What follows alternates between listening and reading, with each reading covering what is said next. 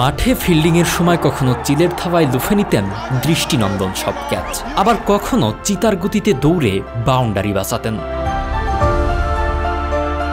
চেনা যায় লোকটাকে?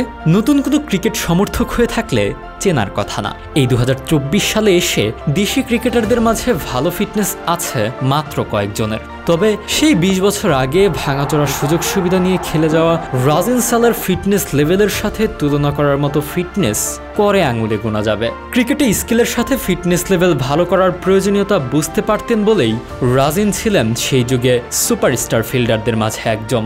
ওই যুগের ক্রিকেট যারা দেখেছে তারা জানে বাংলাদেশের ফিল্ডিং কেমন ছিল।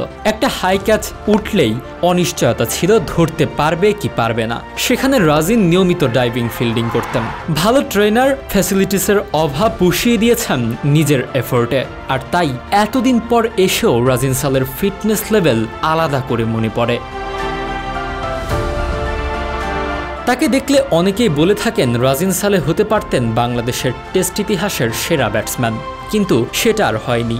নানা কারণেই রাজিন সেভাবে নিজেকে মেলে ধরতে পারেননি। মূলত 2003 সালে টেস্ট অভিষেক হলেও এর 3 বছর আগেই সাদা পোশাক গায়ে জড়ানো হয়ে যায় রাজিনের। সেটা ছিল এক ঐতিহাসিক ম্যাচ। সেটি ছিল ক্রিকেট ইতিহাসে বাংলাদেশের প্রথম টেস্ট ম্যাচ। 2000 সালে ভারতের বিপক্ষে সে ম্যাচে দ্বাদশ খেলোয়াড় হিসেবে দলে ছিলেন রাজিন সালে।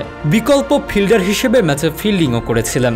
শর্ট লেগে দাঁড়িয়ে নিয়েছিলেন সচিন টেন্ডুলকারের মহামূল্যবান ক্যাচ। সে ম্যাচের পর মূল একাদশের ঠাঁই পেতে তাকে অপেক্ষা করতে হয় আরও 3 বছর। অবশেষে ভাগ্যের শিকে ছিঁড়ে পাকিস্তান সফরের মধ্য দিয়ে সেখানেই নিজেকে মেলে ধরেন এই ক্রিকেটার। অভিষেক টেস্টের দ্বিতীয় ইনিংসেই পেয়ে যান ক্যারিয়ারের প্রথম অর্ধশতক। সেই সাথে টেস্ট ক্রিকেটে কিভাবে ধৈর্য নিয়ে উইকেটে পড়ে থাকতে হয় তার একটি উজ্জ্বল দৃষ্টান্তও স্থাপন করেন দলের মাঝে। রাজিন সালে দেশসেরা কোনো স্ট্রাইকার ছিলেন না, এমনকি দেশসেরা স্ট্রাইকারদের লম্বা তালিকাতেও তার নাম পাওয়া যাবে না। কিন্তু 22 গজে তার যে ব্যাটিং দৃঢ়তা তা কেউ অস্বীকার করতে পারবে না। ব্যাটিংয়ের সময় কখনোই মেজাজ হারাতেন না তিনি। সাবলীল ব্যাটিংই ছিল তার চিরাচরিত বৈশিষ্ট্য।